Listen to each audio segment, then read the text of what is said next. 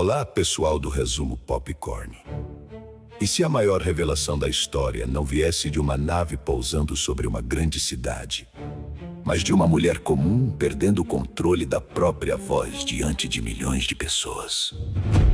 Dia D começa com essa ideia inquietante e transforma a velha pergunta sobre vida extraterrestre em algo mais urgente.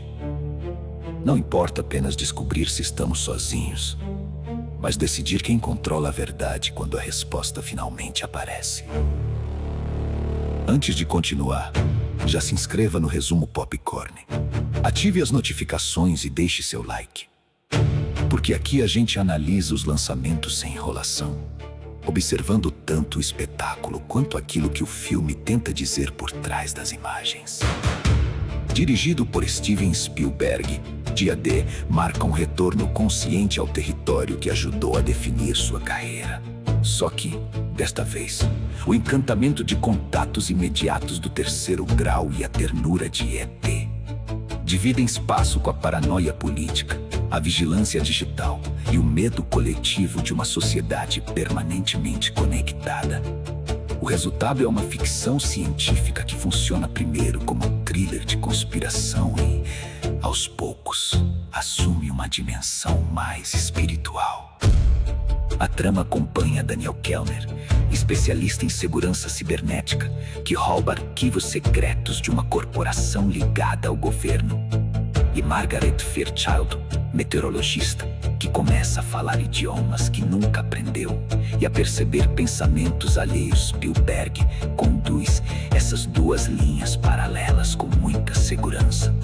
Daniel representa o lado racional da descoberta, enquanto Margaret encarna o impacto emocional e quase místico daquilo que ninguém consegue explicar. Emily Blunt entrega a atuação mais forte do filme. Ela faz Margaret parecer assustada, curiosa e profundamente humana, evitando transformar a personagem em uma simples escolhida sobrenatural. Josh O'Connor também funciona muito bem, principalmente porque interpreta Daniel como alguém inteligente, mas vulnerável, sem a postura invencível de um herói de ação tradicional. O contraste entre os dois sustenta a narrativa. Visualmente, o filme mistura grandes perseguições, ambientes burocráticos e momentos silenciosos de espanto. A fotografia de Janusz Kaminski usa luzes intensas e enquadramentos clássicos para recuperar aquela sensação de maravilhamento associada ao cinema de Spielberg. John Williams, por sua vez, oferece uma trilha que não força emoção o tempo inteiro, mas cresce justamente quando a história troca o suspense pelo assombro. O principal mérito de Dia D é tratar a revelação extraterrestre como uma crise de comunicação. O perigo não está necessariamente nas criaturas, mas nas instituições que escondem informações, manipulam o medo e acreditam que a humanidade não suporta conhecer a verdade. O filme também questiona como religião, política e mídia reagiriam diante de uma prova impossível de ignorar. Nem tudo funciona, a duração é longa, alguns diálogos explicam demais e o antagonista interpretado por Colin Firth parece menos complexo do que o conflito exige. Ainda assim, Spielberg mantém o ritmo com precisão e constrói um espetáculo acessível, emocional e tecnicamente impecável. Sem entrar em spoilers, Dia D vale a pena para quem gosta de ficção científica com aventura, mistério e reflexão. Não é a obra mais original do diretor sobre alienígenas, mas é um filme sincero, envolvente e feito por alguém que ainda acredita no poder do cinema para transformar medo em curiosidade.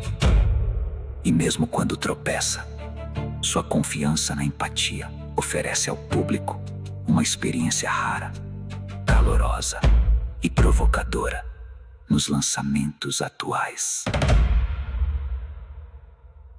Atenção!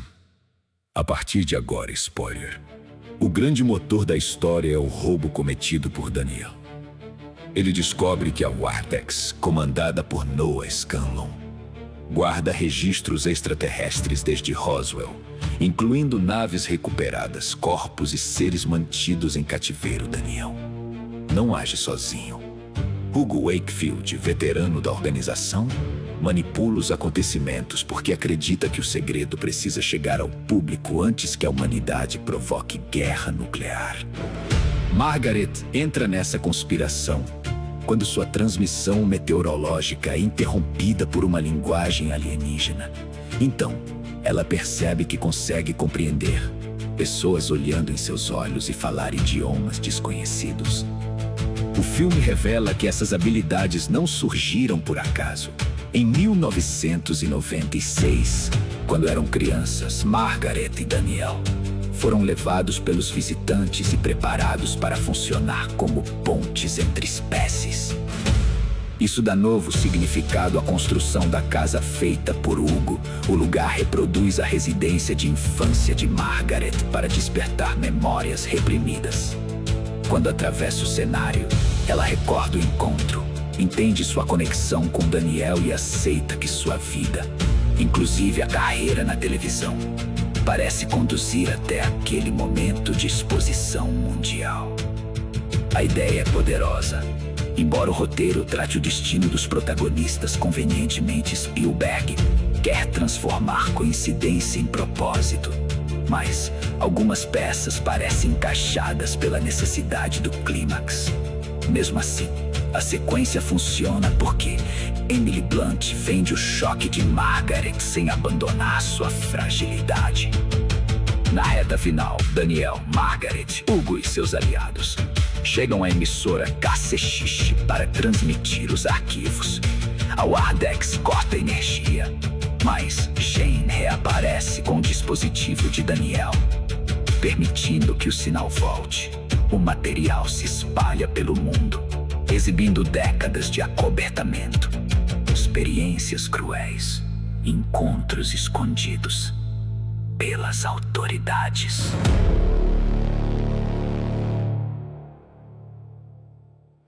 O clímax acontece quando Hugo apresenta, em Vivo 17, o alienígena que havia libertado anos antes. A criatura não é um invasor ameaçador, mas uma presença frágil e solene. Descobrimos que ela forneceu conhecimento a Hugo e ajudou a organizar a operação. O contato não era uma declaração de guerra, mas uma tentativa de impedir que a humanidade se destruísse. Em Vivo 17, sussurra uma mensagem para Daniel. Ele compreende a linguagem por padrões matemáticos, traduz para Margaret e ela olha diretamente para a câmera. Então diz apenas: escutem. O corte para os créditos é ousado, para alguns será frustrante, porque o filme promete uma resposta e termina antes de entregá-la completamente. Para outros, essa interrupção é justamente a resposta. O verbo resume a tese do longa. Escutar significa abandonar a arrogância, ouvir o desconhecido e reconhecer a dor causada pelo medo. Também significa questionar instituições que decidem quais verdades a população pode suportar. Spielberg não oferece uma solução política ou científica. Oferece um princípio moral simples, talvez ingênuo, mas coerente com sua filmografia. No balanço final, Dia D tem perseguições empolgantes, atuações excelentes e direção segura. Seus problemas estão no excesso de exposição, no vilão pouco desenvolvido e numa conclusão que depende da disposição do público para aceitar o sentimentalismo. Minha avaliação é que não supera os clássicos extraterrestres de Spielberg, mas encontra a voz própria ao trocar invasão por empatia. E agora eu quero saber, esse final funcionou para você ou pareceu uma fuga? Deixe sua opinião nos comentários, inscreva-se no Resumo Popcorn e clique no vídeo que está aparecendo na tela para continuar acompanhando nossas análises. Até a próxima. Tchau.